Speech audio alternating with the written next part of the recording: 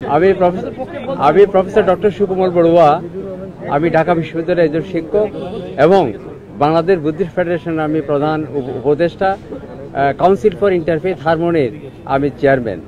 আমি একটি কথা বলতে চাই, আমরা একটা মানবিক রাষ্ট্র চেয়েছিলাম এবং যেটা 5ই আগস্টের পরে সেটা আমরা একটা নতুন বাংলাদেশ গড়ার জন্য যে স্বপ্ন ছিল আমাদের মধ্যে, আমরা সকলেই কিন্তু এই দেশের নাগরিক। আমরা শান্তি সম্প্রীতিতে বসবাস করতে চাই।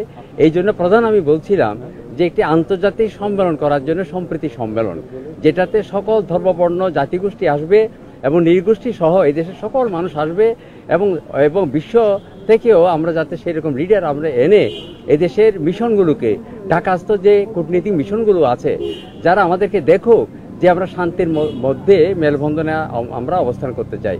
এই জন্য আমার প্রধান বক্তব্য ছিল শান্তি সম্মেলন করে আন্তর্জাতিকভাবে, আন্তর্জাতিক এখানে যে সংস্থাগুলো আছে এবং বিভিন্ন মিশন যেগুলো আছে তারা সহ প্রতিবেশী দেশ সহ বিশ্বের মধ্যে জানুক যে বাংলাদেশ একটি সম্প্রতির দেশ।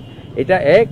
আর দ্বিতীয়ত চেয়েছি আমরা বিভাগে এবং শান্তি সম্মেলন করে বিভাগে আমরা সেটা করতে চেয়েছি এবং আমরা কনফারেন্স করতে চেয়েছি এবং বিশেষ করে আমাদের 4 ধর্মের মধ্যে যাতে আমাদের ঐক্যবন্ধন থাকে, এটা যাতে কখনোই যাতে বিনষ্ট না হয়, আমরা ঐক্যবন্ধনে থাকতে চাই। আবহমানকালে যে সংস্কৃতি, আমরা সেই রকম একটি রাষ্ট্র তৈরি করতে চাই।